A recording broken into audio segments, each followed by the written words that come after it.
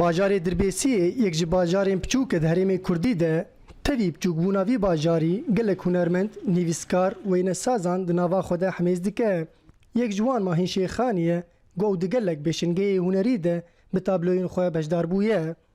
دەستپێکا هەشتەی شەشا دەستپێ کرد دەرەسنده دکارێ شێوەکاری دە و حیا ئاناژی ئەز بەردەوام پێرێ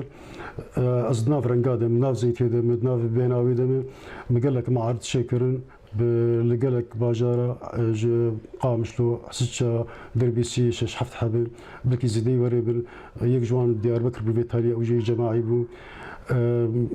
لەوحاتێم گشت بێتر سەر ئێشا ملەتێ منە.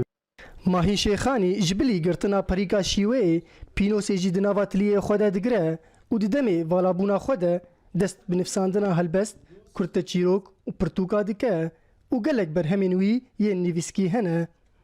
براسي هوايتك من دري جي هي شاعر جي وكتابتي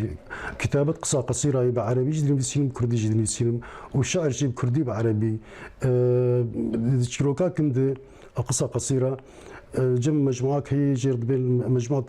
على ضفاف الخابور طبعا وهاتي بلا كرن وهاتي نشر كرن هم تشاب كرن جي وهم هاتي بلا كرن دمواقع دقلك مال برادة هيك هي بنادي الرائحة شكل ده جي رسم حسدك وجي نفساني جي حسك قصة قصيرة تكتبينه بس بيتر ميلاوي اللي سر رسم بو وقال لك معارض فكرنا رسم جير وقت نانو اب ورسم يعني وقزارو كيفي بو معارض جي وقت بقول قال لك فكرنا وقال لك زحمتي لوحاتي خد جي استندن Diriya rengê gotşîweyê xwe de bikartîne, hin peyvên gotberhemê xwe de dinivîsîne, ew rastiya civaka xwe nîşan dide. Tabloyên hunerî û pînos û lînosman hevalê Mahîn Şêxanî ji salên dirêj ve heya roja îro diriya şîweh û nîvsandina xwe êşa hundirê xwe di daxuya kirin.